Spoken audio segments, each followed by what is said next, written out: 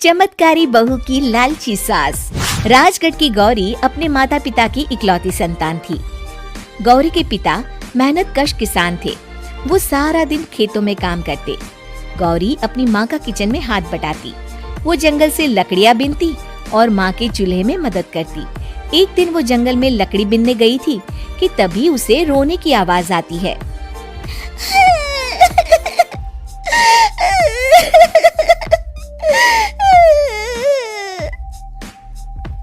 अरे, यहाँ कौन रो रहा है? इस जंगल में भला किसी के रोने की आवाज? जरूर कोई जंगल में फंस गया होगा। वो देखती है तो उसे एक परी दिखाई देती है जिसका एक पंख टूटा होता है। अरे, तुम कौन हो और क्यों रो रही हो? मैं परीलोक की रानी हूँ। पृथ्वीलोक में घूमने आई थी, लेकिन देखो ना, मेरे पंख ही टूट गए। अब मैं कैसे उड़ान भरूंगी? अरे, इसे जोड़ना तो आसान है। रुको, मैं अभी जोड़ देती हूँ। ये कहकर गौरी लकड़ी और रस्सी की सहायता से पंखों को जोड़ देती है। परी अपने जुड़े हुए पंखों को देखकर खुश हो जाती है और गौरी को वरदान देती है कि वो पूर्णिमा की रात किसी भी चीज को हाथ लगाएगी तो वो सोने की हो जाएगी। लेकिन गलती से अगर उसने किसी इंसान को छू लिया तो वो अगली पूर्णिमा तक सोने का ही रहेगा। गौरी घर आती है और सारी बात अपने माता पिता को बताती है। गौरी की माँ उसे कहती है, तू भी ना गौरी, सारा दिन परियों की कहानियाँ पढ़कर स्वप्न लोक में ही रहती है। नहीं माँ, मैं सच बोल रही हूँ। देखो, आज पूर्णिमा की रात है ना, इसलिए डर के मारे मैं कोई सामान भी नहीं छू रही हूँ। अच्छा, ऐसी बात है बिटिया रानी, तो जरा इस घड़े को हाथ लगा दे। गौरी घड़े को जैसे ही हाथ लगाती है वो सोने का हो जाता है। गौरी के माता पिता घड़े को देखकर हैरान रह जाते हैं। अगले दिन गौरी के पिता उस घड़े को सुनार के पास बेचने जाते हैं तो रास्ते में उन्हें कंचा काकी मिलती है। वो सोने का घड़ा देखकर गौरी के पिता से पूछती है, अरे गौरी के बापू, ये पीतल तो बड़ा चमक रहा है। अरे काकी, ये पीतल नहीं, सोना है, सोना बेचने ले जा रहा हूँ।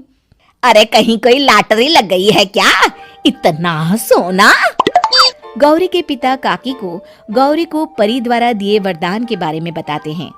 काकी गौरी के पिता की बात सुनकर सोच में पड़ जाती है और फिर अगले दिन काकी गौरी के घर आती हैं। गौरी के बापू, तुम्हारे लिए मैं खुशखबरी लाई हूँ। तभी गौरी की माँ पूछती है, क्या खुशखबरी है काकी? अरे, तुम्हारी बेटी का रिश्ता मैं अपने बेटे से करना चाहती हूँ।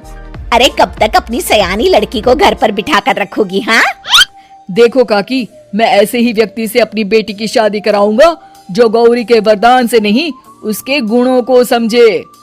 अरे, हमें तो गौरी के गुण अच्छे लगे, इसीलिए तो आ गई हूँ मैं। फिर गौरी के माँ बाप मान जाते हैं और उसकी शादी काकी के बेटे से हो जाती है। अगले दिन, अरे गौरी, कल पूर्णिमा की रात है। तुम्हारे पिताजी परी के वरदान के बारे में बता रहे थे, तो मैं ना कुछ चीजें रख दूंगी, जरा हाथ लगा देना। तभी गौरी का पति वहाँ आ जाता है और अपनी माँ से कहता है, माँ, क्या जरूरत है गौरी के वरदान को इस्तेमाल करने की? वैसे भी मेरी मेहनत से घर तो चल ही रहा है ना। और गौरी के पिता ने भी यही कहा था कि वो ऐसे ही व्यक्ति से उनकी बेटी की शादी करेंगे जो गौरी के वरदान से नहीं, उसके गुणों को समझे। अरे बस कर किताबी बातें। तेरे लिए क्या लड़कियों की कमी थी जो मैं ये किसान की बेटी घर ले आती? और सुन गौरी, कल अगर तूने सारी चीजों को सोने का नहीं किया तो मैं तुझे घर से निकाल दूंगी और अपने बेटे की दूसरी शादी करवा दूंगी, समझी? इतना कहकर गौरी की सास वहाँ से चली जाती है। अगली पूर्णिमा की रात गौरी की सास गौरी के सामने ढेर सारे बर्तन रख देती है और कहती है, जल्दी कर गौरी, रात खत्म हो जाएगी। जल्दी जल्दी इन सारे बर्तनों को हाथ लगाकर सोने का कर दे। गौरी करती भी तो क्या, वो जैसे ही एक छोटे से बर्तन को छूने वाली होती है कि उसकी सास भड़क जाती है। क्या मजाक बना रखा है? इतने छोटे से बर्तन में क्या होगा? ये ले, ये बड़ा वाला बर्तन। जैसे ही बड़ा सा बर्तन लेकर गौरी की सास उसकी तरफ बढ़ती है, वैसे ही बर्तन के बाहर से वो धड़ाम से गिर जाती है। सास को गिरा देख गौरी उन्हें संभालने दौड़ती है और वो सास को हाथ लगाकर कहती है, अरे सासू माँ, क्या हो गया आपको? कहीं चोट तो नहीं लगी ना? लेकिन जैसे ही वो हाथ सास से हटाती है तो देखती है कि उसकी सास सोने की हो गई है। गौरी सोनी की सास को देखकर रोने लगती है और अपने पति से कहती है, मुझे परी ने कहा था कि अगर मैं किसी इंसान को हाथ लगाती हूँ तो वो अगली पूर्णिमा तक सोने का ही रहेगा। अब मैं क्या करूँ? अरे करना क्या है, माँ को उठाकर अलमारी में रख दो। और हाँ, लालच का फल बुरा ही होता है। ज्यादा बड़े बर्तन को सोने का बनाने के चक्कर में माँ का ये हाल हुआ है। ये कहकर वो दोनों माँ की तरफ देखने लगते हैं।